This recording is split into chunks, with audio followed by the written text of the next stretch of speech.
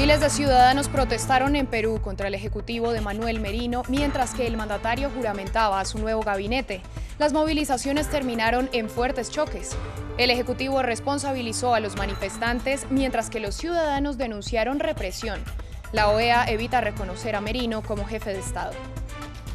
Con sentidos homenajes a las víctimas, Francia conmemoró 5 años de los atentados yihadistas que dejaron 130 fallecidos y centenares de heridos en París.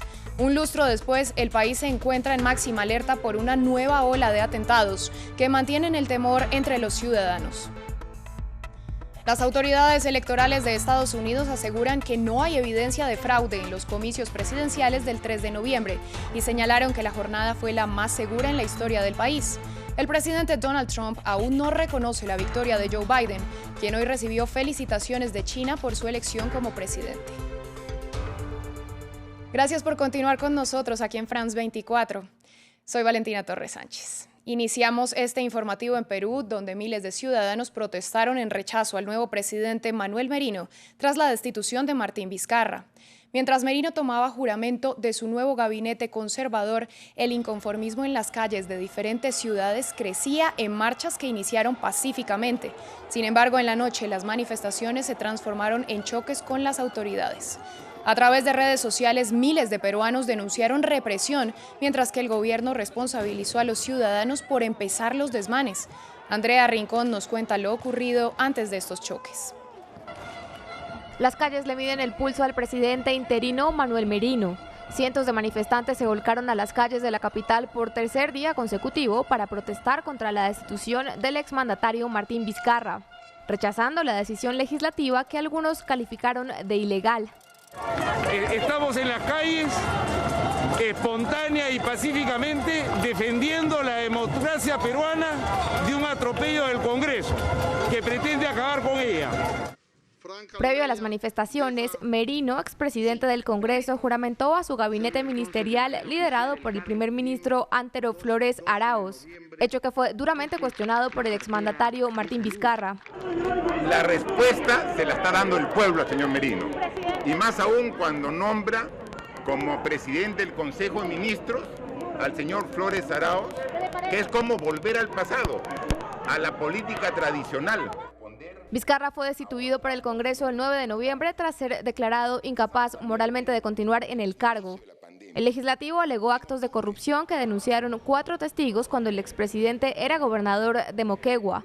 Acusaciones que no ha aceptado ni el presidente, ni formalmente la Fiscalía, ni los manifestantes. Pero el nuevo ministro del Trabajo peruano expresó otra cosa en France 24. Si bien es cierto, nosotros respetamos las manifestaciones populares, también es cierto que no podemos sino decir de que están equivocados. El gobierno del presidente Merino es absolutamente legal y constitucional. Y por otro lado, la situación del presidente Vizcarra era insostenible. Se habían comprobado que había mentido en innumerables veces y las acusaciones de haber recibido sobornos, coimas por obras públicas, eso ya convertía su mandato en insostenible. La crisis política que Merino prometió acabar llega en medio de la crisis económica y sanitaria auspiciada por la pandemia y promete no irse pronto. Y nuestro corresponsal en Lima, Francisco Zacarías, nos reportó más temprano cómo terminó la jornada de la marcha de ayer en varias ciudades en rechazo al Congreso y al presidente Manuel Merino.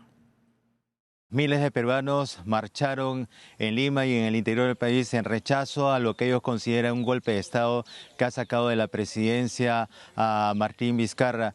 Varios manifestantes que participaron en la jornada me dijeron que ellos van a radicalizar la protesta y no le van a dar tregua a Manuel Merino hasta forzar su renuncia. Se realizaron diversos incidentes y detenciones arbitrarias. La Organización de las Naciones Unidas le ha pedido a las autoridades que se protejan los derechos humanos de los manifestantes.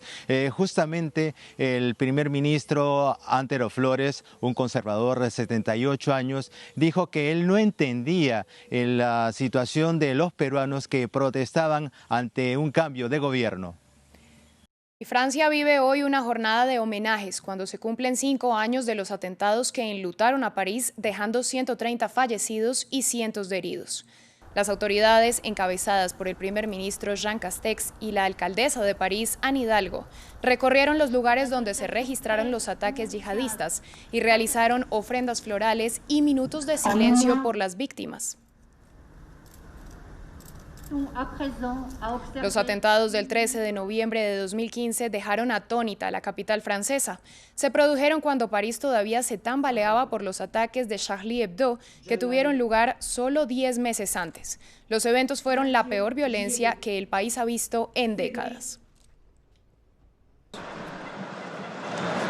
La primera bomba suicida explotó fuera del Estadio de Francia, en el norte del país, y después el pánico, mientras los aficionados huían del partido entre Francia y Alemania. El entonces presidente, François Hollande, que había estado viendo el partido, fue informado y se apresuró a ponerse a salvo. Solo unos minutos después, unos hombres armados abrieron fuego contra varios bares y restaurantes en el este del país. En el mismo barrio, desgarradoras escenas se desarrollaron en la sala de música Bataclan. 3 atacantes mataron a 90 personas que asistían a un multitudinario concierto de la banda de rock Eagles of Death Metal. El asedio terminó cuando 2 de los atacantes se inmolaron. El grupo yihadista Estado Islámico reivindicó la responsabilidad de los ataques, en venganza por los ataques aéreos franceses en Siria. El presidente Hollande lo llamó un acto de guerra contra Francia, al anunciar el estado de emergencia. Los terroristas roban la vida de inocentes, pero también quieren suspender la nuestra. Por eso digo con firmeza que Francia seguirá siendo un país de libertad, de cultura, un país activo, valiente, dinámico, que nunca cede al miedo. La vida debe reanudarse por completo. ¿Qué sería de nuestro país sin sus cafés, sus conciertos, eventos deportivos y museos? En los días posteriores, los dolientes se reunieron en los lugares de los ataques, haciendo una pausa para recordar a las víctimas. Mientras la investigación avanzaba a toda velocidad, el fiscal jefe de París afirmó que 3 equipos coordinados estaban detrás de la peor violencia en suelo francés desde la Segunda Guerra Mundial. La policía llevó a cabo cientos de redadas en todo el país, pero también se hicieron arrestos en Bruselas, acercándose al barrio de Molenbeek. En otra señal de creciente vínculo con Bélgica, los investigadores dijeron que al menos 3 de los coches de huida fueron encontrados allí. Se emitió la orden para el único atacante superviviente, Salah Abdeslam, que se dio a la fuga y 4 meses después, en una de las mayores persecuciones en Europa, fue localizado en Molenbeek. En 2018 fue condenado a 20 años de prisión por el intento de asesinato de oficiales policías durante su arresto. Se espera que el juicio por los ataques de París comience en 2021. Nuestra periodista en París, Erika Olavarría, conversó con familiares de las víctimas y sobrevivientes en momentos en que la amenaza terrorista y la sensación de inseguridad permanece casi tan alta como hace 5 años. 3 olivos en una plaza de Douny, en el norte de París, simbolizan que la ciudad está comprometida con la paz. Es una iniciativa de Michel Delplas, habitante de la comuna, que perdió a su hija Elsa y a su exesposa, la chilena Patricia San Martín, hace 5 años en el atentado del Bataclan. Michel lucha cada día porque la paz le gane la batalla al oscurantismo. No estamos en una guerra de religión y ninguna amalgama entre una creencia religiosa legítima como el Islam y la locura asesina de un individuo fanatizado no puede ser tolerada.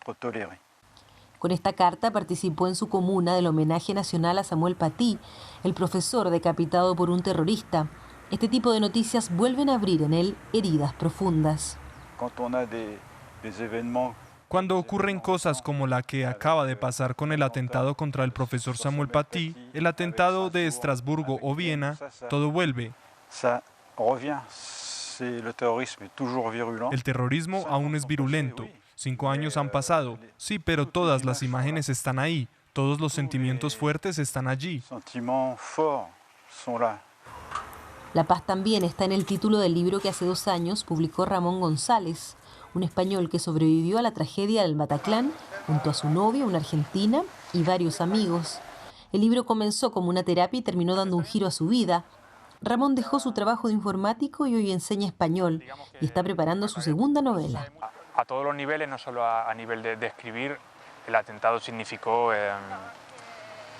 hacer lo que yo quería hacer sin demora. Hubo un proceso importante de terapia y además con el libro pues ayudó mucho a sacar cosas. Entonces en mi caso sí se ha podido olvidar. Y aunque tratan de dejarlo atrás, es inevitable. Para los sobrevivientes cada atentado es una prueba, al igual que cada nuevo 13 de noviembre en el calendario. Y pasamos a Estados Unidos. Las autoridades electorales anunciaron que no hay evidencia de alteración de los votos en los comicios presidenciales del pasado 3 de noviembre y agregaron que las elecciones han sido las más seguras en la historia desde un punto de vista técnico.